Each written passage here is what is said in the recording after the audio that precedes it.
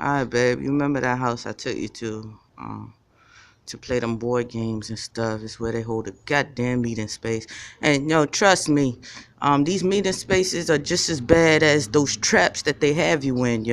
But it help if you record. I'm gonna take pictures myself and show the living situations in places such as McQuaid Street where they make you think they're the only option. And what do? Not only do they spend all your money, but they force them dirty old pitiful crippling men on your lesbian ass and force you to have sex in order to continue to be able to rent there in your drunken state. Because truth be told, if you cannot tell, you already know all they wanted was some tricks, prostitutes, hoes. That's it. That's it. I remember seeing these pitiful ass motherfuckers while they were bums on the street.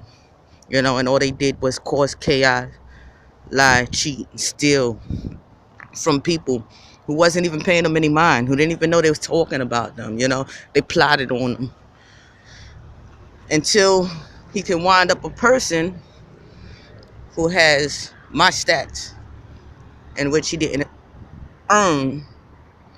He didn't earn it. He stole it through my other half, and he knew he was doing that. But anyhow, this is where I've been making money at. You haven't missed out on too much of me, but you missed out on all of me, because you know where we was at and what we was doing. And you didn't take me seriously enough. What you chose to do was take niggas seriously that I have you picking up aluminum cans in the street as if you could ever collect enough for a terrible ass habit that you got, you know, which is how they got you. Your terrible drunken weekend mind state, and I'm sorry for that. But I'm still here and I'm still gonna be doing me. I keep my peace. I had no idea they was on it like that. I had no idea they was crooking me, lying me, cheating me.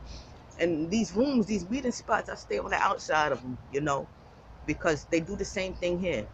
They dirty ass, grimy old men who was in active addiction, heroin addicts, crack addicts, all of that. But the lifestyles haven't changed. They may have stopped using, but they still the dirty, crooked, slimy fucking scum that they always were and will be. So right now it's just about $1. I got them 2 websites set up, fundraiser, fund me, and it's all about us. It's all about the predicament that you're in right now. Being forced to be that prostitute, that slut, that skank, that whore, that lie, that cheat. They forced you into that, and I know that there's ways, way around all of it that you should have never had to have been subject to. Now, them people, George, Juanita, whoever, they're habitual offenders. I don't know how they got to where it is that they at, but they're just being crooked on a higher level now. You know, they stole from me very intentionally, and I got a simple battery charge on both of them. So know that.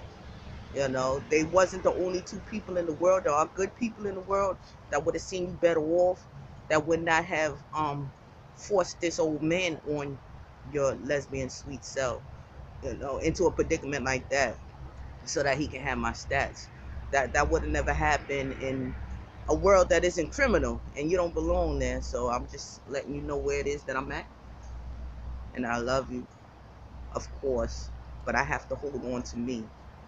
With all that being said, I'm just fine. I'm just fine. And know that their life, they belong under the jail. They're the types to buy prostitutes, and no matter what age, child molesters and shit, to go and have sex with, and now all of a sudden they got the best thing in the world to me, and I'm not cool with it. You spend long enough in prison for a wrongful crime, then you get to meet some of them that's been forced to be out there selling their body since they was 9, 12 years old, and they're constantly in and out, and they're scared of these people. I'm not scared of them. Okay, I'm the one to put them under the fucking jail, and preferably in their grave. They no longer deserve their breath. I know your mama didn't teach you no violence like that to someone who's being good to you. I was always good to you, always there for. We were friends first. We talked many days, many hours, you know, and it wasn't forced. You approached me first, and I gave you your space. I gave you all the space in the world. Let you continue with your schooling and stay focused on that until you got your certificate and you got my congratulations. And I wouldn't do anything to screw that up. You know, while you was out fucking with all these other niggas, what was I doing? Planning on you to follow your dreams and continue your culinary education. Remember that? I'm on the bus talking to you about how I went to a college fair, or open house at a college, and we can both sign up. I can do my graphic design or photography or anything like that, and you could have done your culinary thing. That's me all day, you know. I'm supposed to go take my road test tomorrow, but it depends on if the woman accepts the money that I have to be able to spare to put in her tank, which isn't all that I said it would be, because I splurge. I spend, you know, especially while under stress. I got to get it back to me. Now, normally this time of year, the holiday time, I'd be spending on you, thinking about you, spending on you. You seen how they did. I put all them gifts for you on the table on the porch. They removed the table. That table been there for years, but because I put all them gifts for you, knowing that you was my boo, my true love, on that table, they removed the table from the porch. They had no respect for us and our relationship, and they knew they was crooking you and brainwashing you to believe that they can offer you better, but they temporary, baby love. Know that. I'm the one. I'm the one. They left a woman out there, a defenseless woman, carrying no weapons. You know that. Out there, year after year after year after year after year. So check out my GoFundMe page, my Crowd Rise page. When I first came out here, I was so nice to people that I would go into the college computer room and for free just promote and advertise other people's business. And it took nothing more than a copy and paste. Even 13 years ago, whatever website I go to, I'd say, yo, check out realvibeproduction.com. And you know what? They failed. That website was shut down, but you can play chess on there for free, which is why I liked it. I definitely liked it, you know, the website, but it was shut down. Maybe the guy didn't have enough gratitude for me being in there, you know, doing stuff like that for free. But all I'm asking is that you go ahead and check out the URL for the other YouTube from the website GoFundMe and crowdrise.com. See where I'm at or where I've been at.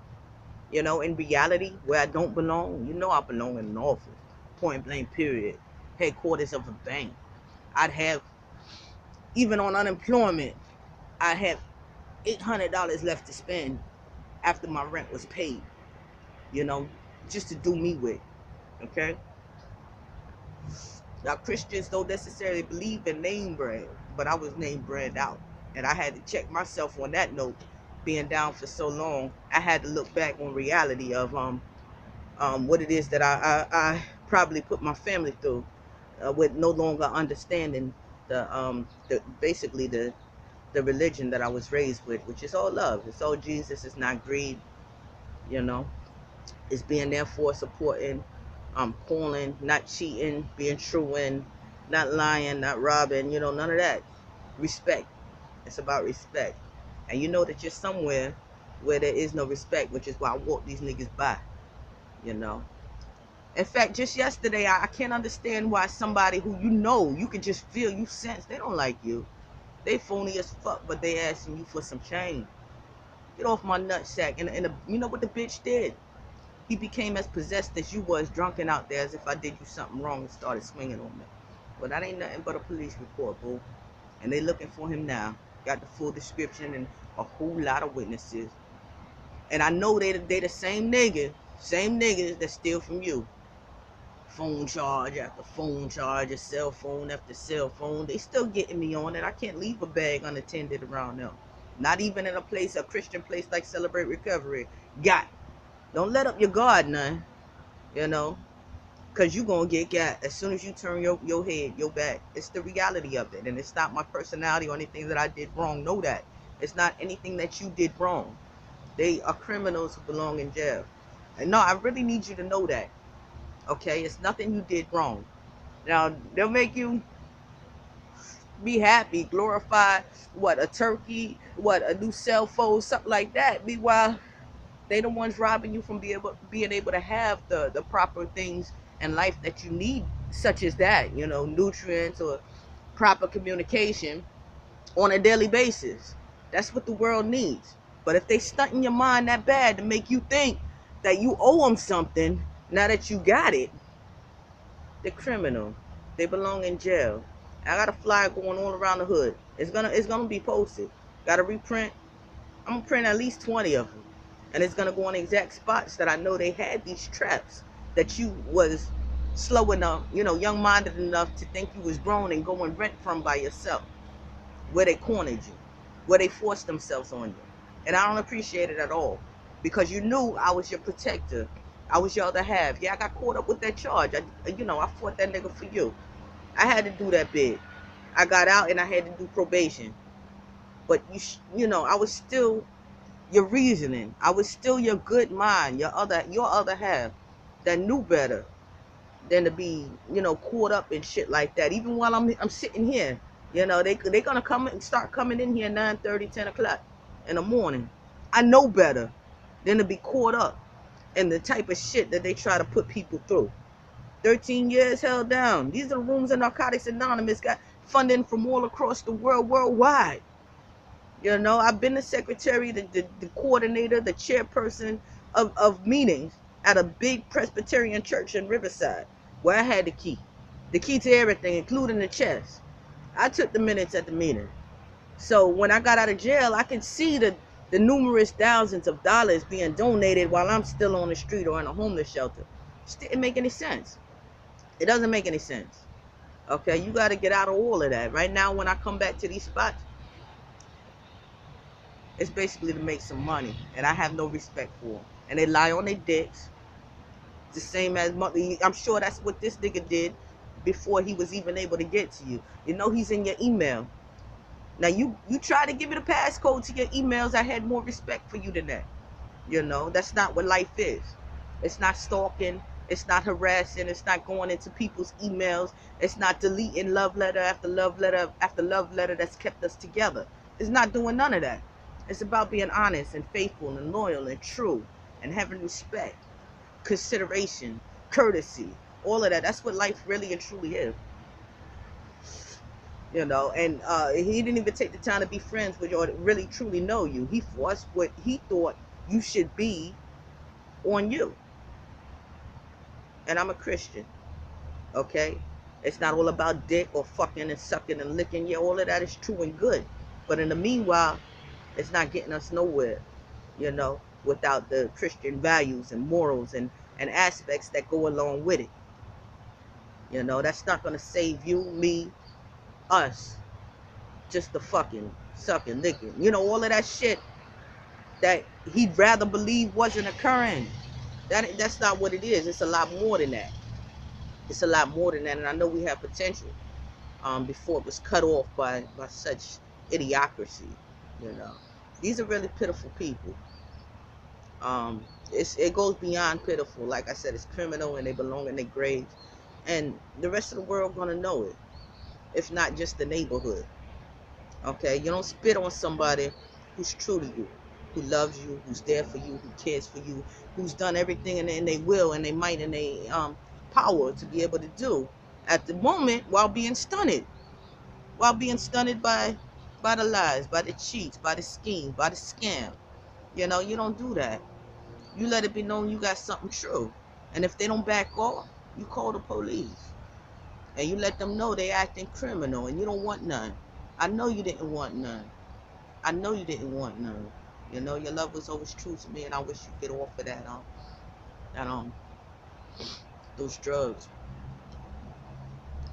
Your mind is being drugged, brainwashed to believe that people can actually see, know, respect, and love you. And can't nobody do that like Jesus, the real Jesus. Not the Jesus that they write to you about in letters and ask for money for. Not that Jesus. That Jesus is not real. Not the Jesus that's just on a license plate card of a nigga that drives to a so-called home and is abusing their power. Not that Jesus. That Jesus isn't real. I'm talking about the Jesus who died for you and me, who loves us unconditionally and allows us, the Jesus that allows us to show our love to each other, me and you, the way that we did when things were true. Know that.